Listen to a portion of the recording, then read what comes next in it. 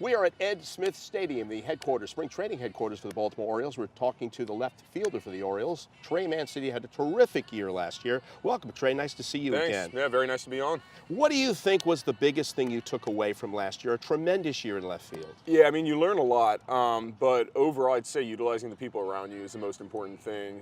You have a wealth of knowledge between all of my coaches, teammates, even friends and family, but yeah, especially my teammates. I mean, it's a very veteran laden team, so having them was great, and I tried to utilize them as much as I could. If things didn't feel right, or if I was struggling, I would go to them for help.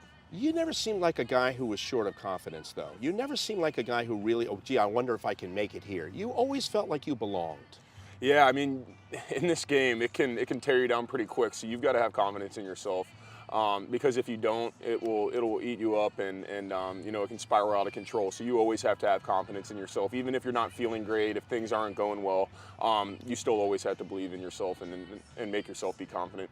What do you think are, I don't know if goals are the right word, but what are the things that you really want to improve upon from last year to this year, your second full season? I think defensively especially, I can do a couple things a little better as far as getting jumps off the bat a little better. I was a first baseman my whole life, so it was a new position, and that I had to learn kind of throughout the course of the year, and the game experience helped, but I think I could do a better job, like I said, getting jumps right when the ball comes off the bat. I think I'd be a little more efficient with the angles I take to catch those balls.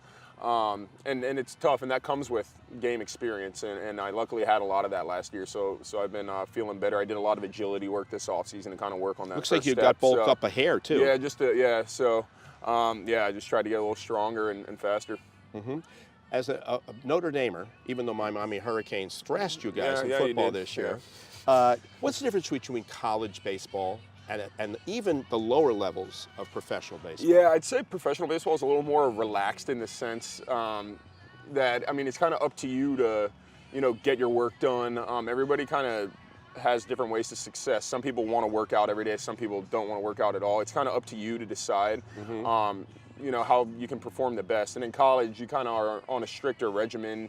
Have like early morning runs, shorter season too. Much shorter season. So you have to find ways to keep yourself healthy. Yeah, like you said, I mean, in the minors it was 142 games, in the majors it's 162. So whether that's taking ice baths, doing things like that, helps tremendously throughout the year.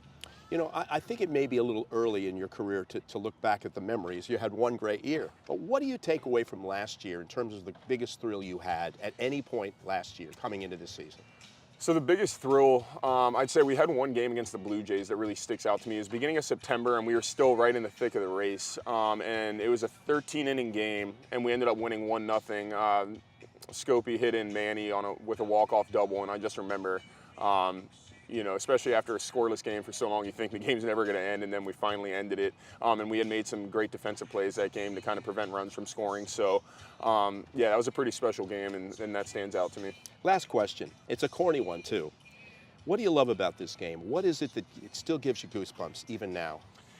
It's what I wanted to do my whole life. I mean, since I was a 4-year-old, I wanted to be a Major League Baseball player, and a lot of times you say that in class, you know, what do you want to be when you grow up? And it kind of, you know, seems like a pipe dream at times, and a lot of people don't take it seriously, but somebody's got to do it, and you know, I think everybody in there would say the same thing. It's something you don't take for granted.